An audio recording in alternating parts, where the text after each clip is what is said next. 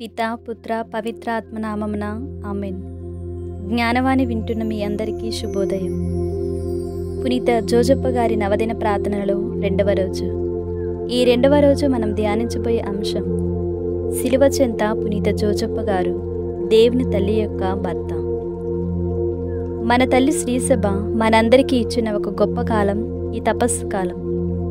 మరి ఈ తపస్సు కాలంలో దేవుని తల్లి యొక్క భర్త అయిన పునీత జోజప్ప గారు పరిశుద్ధ శిలువ వైపు ఏ విధముగా చూశారో అన్న విషయాన్ని మనం ధ్యానించడానికి ప్రయత్నిద్దాం.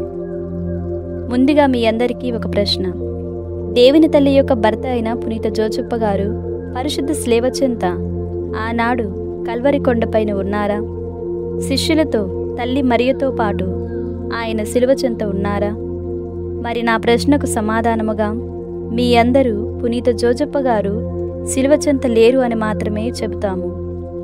ఎందుకంటే మనకి ఉన్న సువిశేష పట్టణాలలో పునీత జోజప్ప గారు శిలువ చెంత తాను నిలువబడి ఉన్నట్లు ఎక్కడా చూపించలేదు మరియు చెప్పబడలేదు. కానీ మిమ్మల్ని నేను మరొకసారి పునీత జోజప్ప గారు శిలువ చెంత నిజముగా ఉన్నారా లేరా అన్న విషయాన్ని ఆలోచించమని ఆహ్వానిస్తున్నాను. దీనికి అనుకూలంగా నేను మీ ముందట ఇంకొక ప్రశ్నను ఉంచాలని అనుకుంటున్నాను. క్రీస్తు ప్రభువునకు ఈ యొక్క వస్తువులను చెక్క అని లేదా ఈ వస్తువును మేకు అని పిలవవచ్చు అని ఎవరు నేర్పించారు? ఒక వడ్రంగివాడు కాదా నేర్పించినది? దీనిని చెక్క ముక్క అని, దీనిని మేకు అని, దీనిని సుత్తి అని పిలుస్తారు అని నేర్పించినది ఒక వడ్రంగివాడు మాత్రమే వీటిని నేర్పించగలడు. మత్తయి సువార్తలో 13వ అధ్యాయం 55వ వచనంలో ఈ విధముగా చెప్పబడినది, ఇతడు వడ్రంగి కుమారుడు కాడా? ఈ యొక్క వచనము మనకు ఒక విషయాన్ని తేటతెల్లం చేస్తుంది. క్రీస్తు ప్రభువు వడ్రంగివాడు మాత్రమే కాదు, కానీ ఒక వడ్రంగి వాని యొక్క కుమారుడు అన్న విషయాన్ని మనందరికీ తెలియజేస్తుంది. కాబట్టి క్రీస్తు ప్రభువును ఆనాడు రోమా సైనికులు శిలువ మీద పరుండబెట్టినప్పుడు ఆయనకి ఖచ్చితముగా తన యొక్క యవ్వన వయస్సులో పునీత జోజప్ప గారు ఆ యొక్క చిన్న చిన్న చెక్క ముక్కలతో అందమైన వస్తువులను ఎలా తయారు చేయాలో నేర్పించిన ఆ యొక్క దృశ్యము ఆయన మనసుకు ఖచ్చితముగా జ్ఞప్తికి వచ్చి ఉండవచ్చును. పునీత జోజప్ప గారు భౌతికంగా ఆ యొక్క పరిశుద్ధ శిలువ చెంత కల్వరి కొండపైన ఉండకపోవచ్చు, కానీ ఆయన జీవిత బోధనలు, పాఠాలు, విలువైన అంశాలు అన్నీ క్రీస్తు ప్రభువుని మదిలో ఉన్నాయి. పునీత జోజప్ప గారు భౌతికంగా లేకపోవచ్చు, కానీ అతను యేసుకు నేర్పిన పాఠాలలో అక్కడ ఉన్నారు.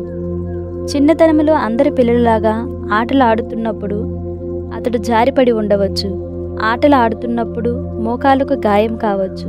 ఆ క్షణంలో పడిపోయినప్పుడు లేవాలి అని యేసుకు ఎవరు నేర్పించారు?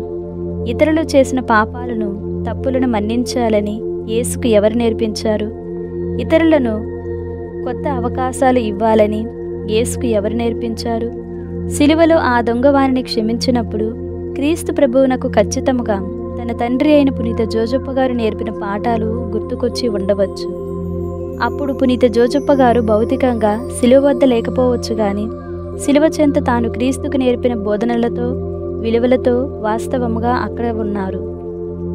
ప్రభు యేసుకు తన తండ్రి అయిన పునీత జోజప్ప గారు మరణించినప్పుడు తనకు అప్పగించిన తన యొక్క తల్లి అయిన మరియమ్మ గారి బాధ్యతలను తిరిగి ప్రభువు మళ్ళీ తన శిష్యులకు అప్పగించారు. ఆ యొక్క సమయంలో క్రీస్తు ప్రభువు తన తల్లిని శ్రీసభకు మరియు సకల మానవ జాతికి తల్లిగా నియమించడమే కాకుండా పునీత జోజప్ప గారిని దేవుని తల్లి యొక్క భర్తగా కూడా ఆయనను నియమించారు. కాబట్టి ప్రియమైన సోదరులందరికీ ఈ తపస్సు కాలంలో పరిశుద్ధ శిలువను ముద్దాడటానికి మనం వెళ్ళినప్పుడు ఆ యొక్క కుమారుని తండ్రి అయిన పునీత జోజప్ప గారు నేర్పిన పాఠాలు, విలువలను మనసులో పదిలపరుచుకొని ఆయన నేర్పిన విధముగా మన జీవితంలో కష్టాలు, నష్టాలు వచ్చినప్పుడు మనం పడిపోకుండా దేవునిపై విశ్వాసముతో తిరిగి లేచి ఆయన యొక్క ప్రేషిత కార్యాన్ని మన జీవితాలలో సఫలీకృతం చేయడానికి ప్రయత్నిస్తూ దేవుని తల్లి యొక్క భర్త అయిన పునీత జోజప్ప గారి మధ్యస్థ ప్రార్థన ద్వారా మన యొక్క జీవితాలను సంపూర్ణం చేసుకుందాం. ఆమెన్.